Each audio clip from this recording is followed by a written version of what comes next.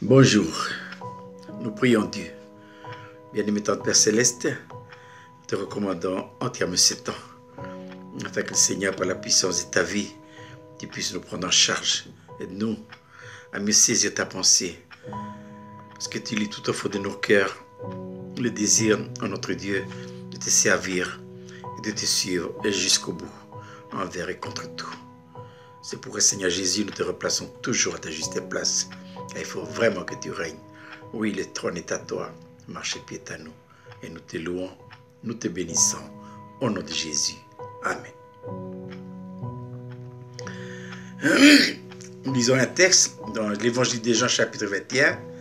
L'entretien de Jésus avec Simon-Pierre sur les bords de la mer de Galilée. Après qu'ils eurent mangé, Jésus dit à Simon-Pierre, « Simon, fils de Jonas, m'aimes-tu plus que ne m'aime ceci ?»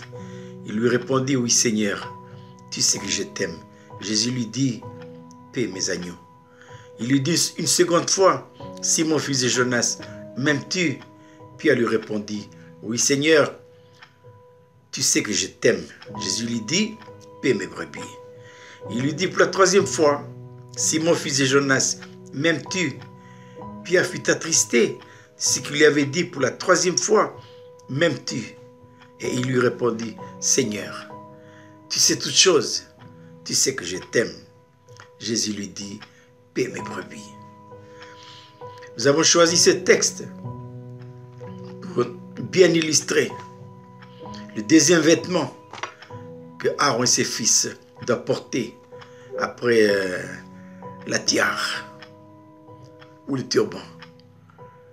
Eh bien, ce deuxième vêtement, ce sont les épaulettes. Voilà. Il y a Aaron et ses fils doivent avoir deux épaulettes. Une à droite et une à gauche. Et sur ces deux épaulettes sont fixées deux pierres d'onyx. Et sur ces deux pierres d'onyx sont gravés le nom des 12 tribus d'Israël.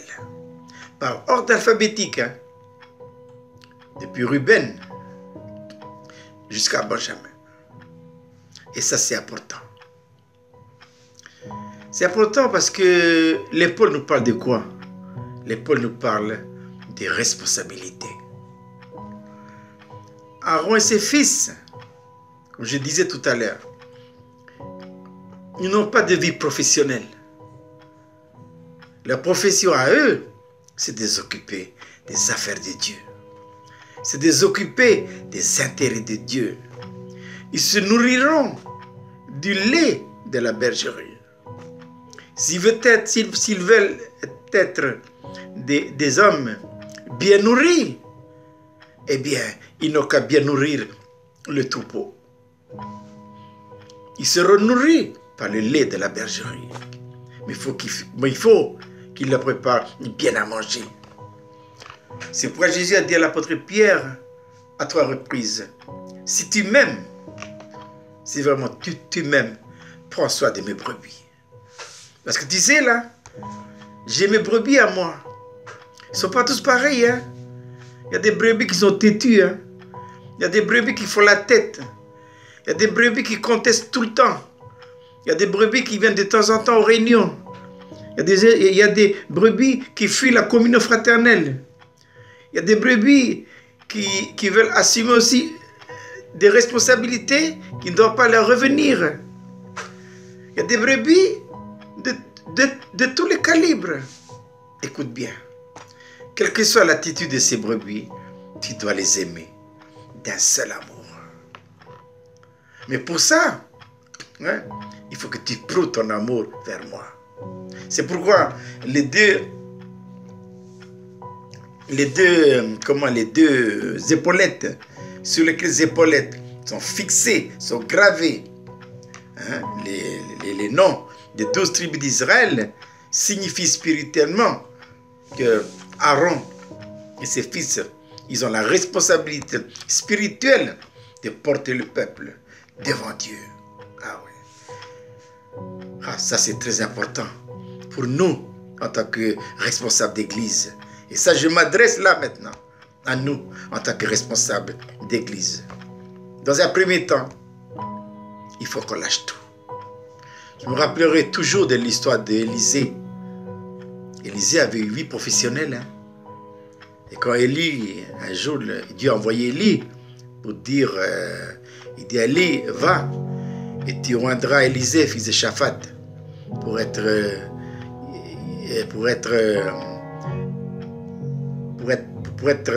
le prophète à ta place. Eh bien, Élie est parti. Il a trouvé Élisée, fils de Shaphat. Il lui a lancé le manteau. C'est pour dire que Dieu t'a choisi. Élisée a dit quoi? Laisse-moi dire au revoir à mes parents et je reviens. Élie a dit quoi? Élie lui a dit, va, mais pense à ce que je t'ai fait. Hein. Faut pas l'oublier. Hein. Il n'a jamais oublié. Et qu'est-ce qu'il a fait? Il a dit au revoir à ses parents. Mais j'aime bien ce qu'il a fait après.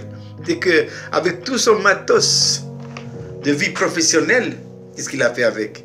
Eh bien, son char et tout ça, les animaux, il les offrit en holocauste à l'Éternel. Tout brûlé. Ça veut dire quoi? Ça veut dire que, Seigneur, je vais maintenant m'occuper de tes intérêts à toi. Voilà. C'est fini, j'ai tout coupé. Je dis ça, c'est pour dire que si nous sommes appelés à nous occuper d'une bergerie, il ne faut pas courir après 2 lièvres à la fois. Il faut quitter la vie professionnelle. Nous devons être des hommes, ah oui, qui ont à cœur uniquement que les intérêts de Dieu. Attention, hein? Ce sont les brebis de Dieu. Jésus a dit, paix mes agneaux. Nous devons apprendre à aimer tous les agneaux de Dieu, quels qu'ils soient.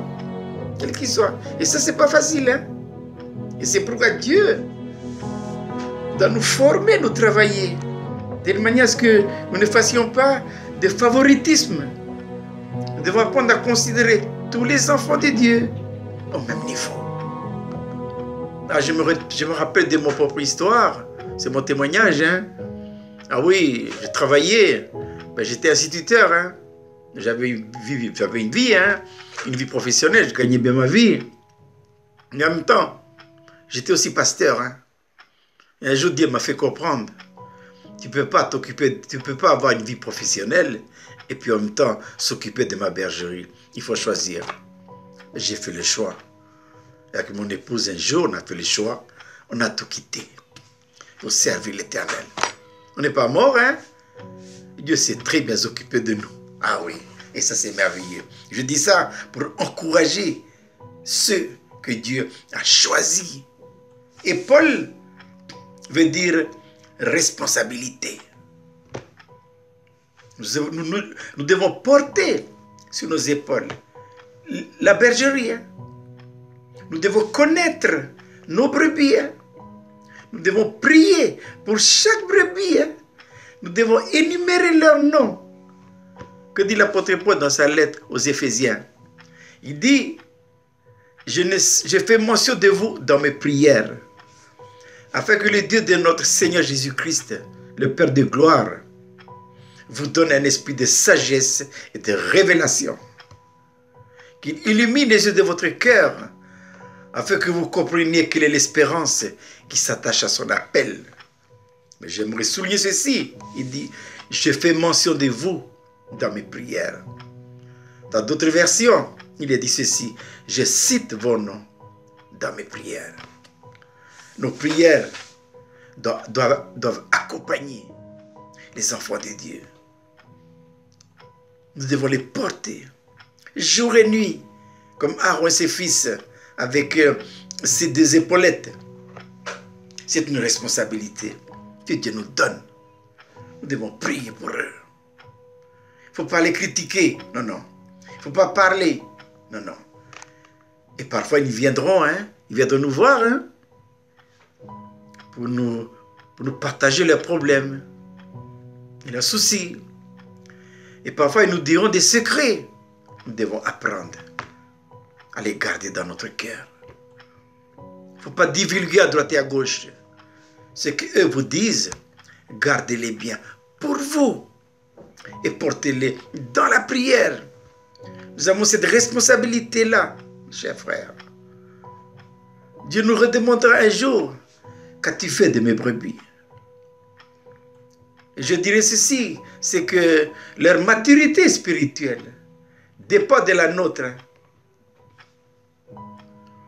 Ils ne peuvent pas aller au-delà de nous. Si nous voulons que nos brebis, que les brebis du Seigneur, soient des brebis qui lisent la Bible, nous devons lire notre Bible. Et beaucoup lire.